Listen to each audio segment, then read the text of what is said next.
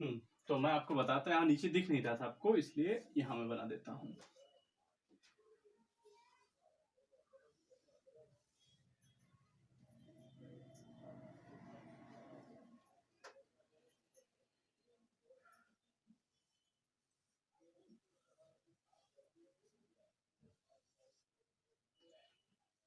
ये trolley bag है आपका, ठीक है, और आप इस हैंडल पर फोर्स इस डायरेक्शन में लगा रहे हैं। तो ये है आपका एफ, सपोज कर लिया था ये 10 न्यूटन है, ठीक है। तो यहां पर होता क्या है कि जब भी आप किसी एंगल पर फोर्स लगाते हैं तो आपका फोर्स दो पार्ट में डिवाइड हो जाता है, ठीक है, एक हॉरिजेंटल और दूसरा वर्टिकल। देखिए, जब बैग आपका मूव कर रहा है तो वो सिर्फ मूव ही नहीं कर रहा है। अगर आप गौर करें तो आपके बैग का कुछ हिस्सा ऊपर की ओर उठा हुआ है। तो जो पोर्शन ऊपर उठा है तो अपने वेट की वजह से ये नीचे की ओर जाना चाहता होगा ना, mg फोर्स नीचे की ओर लग रहा है। तो वही mg, यह आपका जो 10 न्यूटन है, ये 10 न्यूटन दो पार्ट में टूटकर एक कंपोनेंट, ये जो वर्टिकल कंपोनेंट है, वर्टिकल कंपोनेंट को कहते हैं एफ साइन थीटा, ठीक है। वर्टिकल कंपोनेंट के साथ साइन थीटा का मल्टीप्लाई करते हैं और हॉरिजेंटल कंपोनेंट के साथ हम कॉस थीटा का मल्टीप्लाई करते हैं, ठीक है। ऐसा क्यों करते हैं ये भी मैं बता देता हूं। देखिए, यहां से ये फोर्स ऐसे लगा, हमारे इसके दो कंपोनेंट हुए, तो मैंने यहां से क्या किया, एक परपेंडिकुलर डाल दिया, इसका एक परपेंडिकुलर इधर डाला, तो ये मेरे कंपोनेंट फोर्स हैं। तो देखिए, जब एक ही फोर्स के दो कंपोनेंट हुए हैं तो पर्टिकुलर एक कंपोनेंट की वैल्यू इसके इक्वल तो होगी नहीं, दोनों कंपोनेंट क्या हो जाएंगे, पहले से छोटे छोटे हो जाएंगे। तो ये हो जाता है एफ कॉस थीटा और वर्टिकल हो जाता है एफ साइन थीटा। ऐसा क्यों होता है ये आपको दिखा देता हूं। देखिए, यहां पर एंगल मान लीजिए हॉरिजेंटल के साथ एंगल बन रहा है थीटा, थीटा तो हम हॉरिजेंटल के साथ ही मेजर कर रहे हैं ना, तो ये हमारा थीटा एंगल बना रहा है।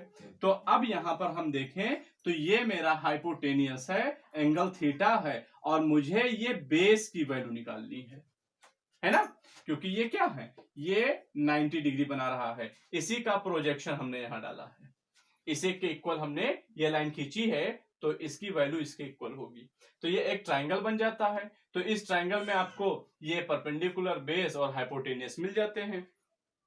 तो इस ट्राइंगल में आपको ये हाइपोटेनियस एफ ये पता है, एंगल पता है, और इस बेस की वैल्यू निकालनी है, तो ट्रिग्नोमेट्री का कौन सा रेशियो यूज करेंगे, ठीक है, बेस अपॉन हाइपोटेनियस। तो हम जानते हैं कॉस थीटा इजकल टू होता है बेस अपॉन हाइपोटेनियस। तो बेस हमें निकालना है और हाइपोटेनियस की वैल्यू एफ है, और ये हो जाता है कॉस थीटा। तो बेस इजकल टू कितना हो गया, एफ कॉस थीटा।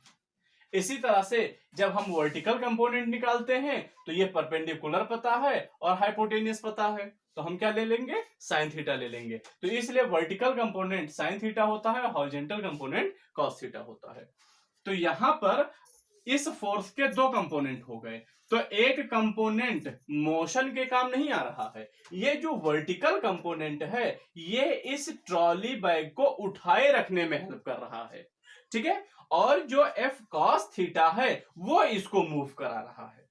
तो इसमें जो डिस्प्लेसमेंट आ रही है वो क्या साइन थीटा की वजह से आ रही है कि कॉस थीटा की वजह से आ रही है, तो किसकी वजह से आ रही है, वो cos theta, F cos theta की वजह से आ रही है, और एफ साइन थीटा तो इसको उठाए हुए है, ठीक है।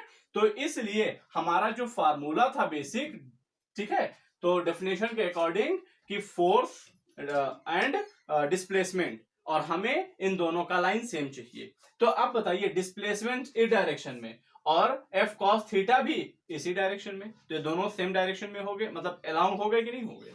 तो यहां पर हमारा हो जाता है F cos theta into displacement, या हम इसको लिख देते हैं एफ डी कॉस थीटा।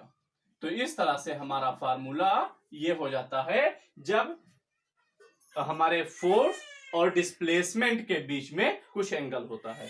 इसी तरह से डिस्प्लेसमेंट अगर किसी एंगल पर हो जाता है तो डिस्प्लेसमेंट का हम दो कंपोनेंट ले लेते हैं, ठीक है, हॉरिजॉन्टल और वर्टिकल, और इसी तरह से तब भी हमें फार्मूला यही मिलता है। अब इसमें कुछ केसेस अराइज होते हैं। केस क्या अराइज होता है इसको हम देखते हैं, ठीक है। तो यहां पर देखें तो जैसा कि मैंने अभी आपको बताया था डिफरेंट, ये इसको हम जनरलाइज कंडीशन कह सकते हैं क्योंकि इससे हमें सारे वैल्यू मिल जाते हैं। सोचिए अगर थीटा की वैल्यू 0 हो जाए, ठीक है, ये फर्स्ट केस है, केस फर्स्ट आपका। तो केस फर्स्ट में अगर हम देखें तो केस फर्स्ट में अगर थीटा 0 हो जाता है मतलब ऑब्जेक्ट पर फोर्स भी इसी डायरेक्शन में है और डिस्प्लेसमेंट भी इसी डायरेक्शन में है। एफ और डी दोनों सेम डायरेक्शन में हैं, तभी थीटा की वैल्यू 0 हो सकती है। तो यहां पर हमारा फार्मूला क्या हो जाएगा, W is equal to F D cos 0 degree. तो W इजकल टू हो जाता है F इंटू डी, क्योंकि cos 0 की वैल्यू कितनी होती है, 1 होती है। cos 0 is equal to 1। फिर अब देखिए थीटा इजकल टू 90 डिग्री, यानी आप फोर्स इधर लगाओ, फोर्स इधर लगाओ और डिस्प्लेसमेंट इधर हो जाए, यानी डिस्प्लेसमेंट और फोर्स के बीच में 90 डिग्री फॉर्म हो। आप फोर्स इधर लगाओ डिस्प्लेसमेंट इधर हो रहा हो, या फोर्स इधर लगाओ डिस्प्लेसमेंट इधर हो रहा हो, ठीक है। तो जब भी आप इस तरह के 90 डिग्री पर आप फोर्स लगाते हैं तो क्या होगा, तो सेकंड केस कि अगर थीटा इजकल टू 90 डिग्री हो तो W is equal to F D cos 90, और cos 90 की वैल्यू 0 होती है तो W की वैल्यू 0 हो जाएगी। इसी तरह से केस थर्ड में देखिए कि अगर आप फोर्स इधर लगा रहे हो और डिस्प्लेसमेंट इस डायरेक्शन में हो रहा हो, आप फोर्स इधर लगाते हो डिस्प्लेसमेंट उल्टा हो, जस्ट अपोजिट।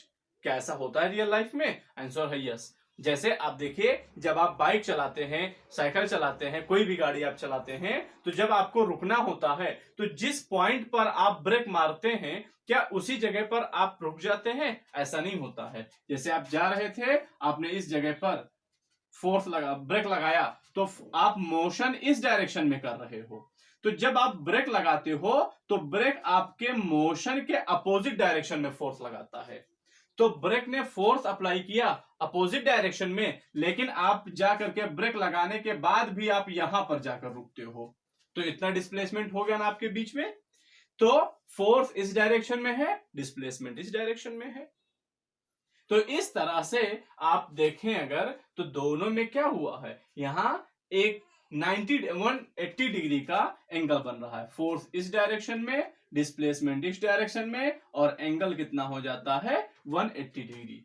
तो अब अगर थीटा की वैल्यू 180 डिग्री होगी तो हमारा फार्मूला क्या हो जाएगा, एफ डी कॉस 180, और cos 180 की वैल्यू होती है -1। तो ये हो गया cos 180 डिग्री इजकल टू -1। तो हमने ये देखा कि W इजकल टू -FD मिलता है। तो इन तीनों केसेस से हमें एक चीज पता चलती है, हमें क्या पता चलता है कि हमारा वर्क पॉजिटिव भी हो सकता है, निगेटिव भी हो सकता है, और 0 भी हो सकता है। अब हमने कैलकुलेशन पढ़ लिया, तो अब कैलकुलेशन के बाद हम ये देखते हैं कि हमें यूनिट क्या लिखना है। जैसे कोई भी चीज हम लिखते हैं अगर, तो हमें उसकी यूनिट की रिक्वायरमेंट होती है, तो हम यूनिट क्या लिखेंगे, वर्क की यूनिट क्या होती है। तो अब हम वर्क के नेचर और यूनिट की बात करते हैं, ठीक है। तो यहां 3 केसेस आपने देख लिए हैं, अब इसको मैं मिटा दे रहा हूं, आप केस लगा करके लिख लीजिएगा इस चीज को, या पहले यूनिट और डायमेंशन लिख लीजिएगा, नेचर, फिर उसके बाद केस लगा लीजिएगा। तो यहां per unit of work, unit of work, ठीक है, और नेचर, तो आप नेचर में बता दूं कि यह एक स्केलर क्वांटिटी होती है, स्केलर क्वांटिटी। ठीक है, ये एक स्केलर क्वांटिटी है, इसमें डायरेक्शन नहीं होता है। सिंपल सी चीज है।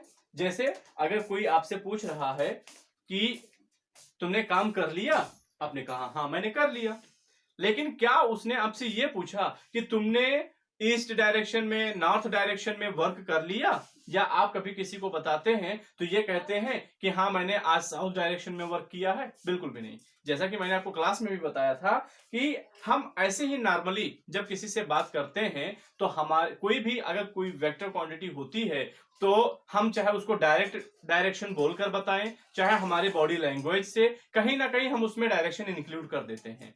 और जो वेक्टर क्वांटिटी, स्केलर क्वांटिटीज होती हैं, उनको हम सीधे से बोल देते हैं, हमें कहीं भी उसमें डायरेक्शन इंक्लूड करने की जरूरत नहीं पड़ती है। तो आप जब भी बात करते हैं और आपको लगे कि आप डायरेक्शन उसको बता रहे हैं तो वेक्टर क्वांटिटी है, और जब आप डायरेक्शन नहीं इंक्लूड करते हैं तो क्या है? स्केलर। और यहां पर हम यही चीज देख रहे हैं, हम कहते हैं हमने वर्क कर लिया, हम ये नहीं कहते हैं कि किस डायरेक्शन में वर्क कर लिया हमने। ठीक है, तो इसलिए हमारा जो वर्क होता है वो कैसी क्वांटिटी है, इसका नेचर क्या होता है? ये स्केलर क्वांटिटी है। इसके पास डायरेक्शन तो नहीं होता है बट साइन होता है। साइन, जैसा कि मैंने बताया अभी कि साइन इसके पास ये पॉजिटिव निगेटिव होता है। ठीक है, वर्क हमारा जीरो भी हो सकता है, पॉजिटिव भी हो सकता है, निगेटिव भी हो सकता है। ठीक है, और ऐसा कब कब होता है वो सारे केसेस भी मैंने आपको बता दिए। अब हम बात करते हैं यूनिट ऑफ वर्क की। तो यूनिट ऑफ वर्क क्या है? तो जैसा कि फार्मूला हमने पढ़ा कि वर्क का फार्मूला होता है F इंटू डी। तो F की यूनिट क्या है? तो यूनिट ऑफ W, F की यूनिट क्या होती है? न्यूटन। इसकी यूनिट क्या होती है? मीटर। तो वर्क की यूनिट क्या हो गई? Newton metre. ठीक है, फोर्स क्या है? न्यूटन है, और डिस्प्लेसमेंट क्या है? मीटर है। ठीक है, इसको हम क्या कहते हैं? जूल भी कहते हैं। ठीक है, इसको हम शॉर्ट में क्या कहते हैं? जूल। ये क्या होता है? जूल। ठीक है, तो ये हमारा वर्क की यूनिट हो गई और ये होता है जूल। ठीक, तो आज हमने वर्क को कंप्लीट कर लिया, उसका नेचर जान लिया, उसके लिए फार्मूला जान लिया, डिफरेंट केसेस देख लिए, उसका यूनिट भी देख लिया। ठीक है, हाँ आप लोग को मैं एक होमवर्क देता हूं, आप 1 जूल को डिफाइन करके लाएंगे। ठीक है, आप 1 जूल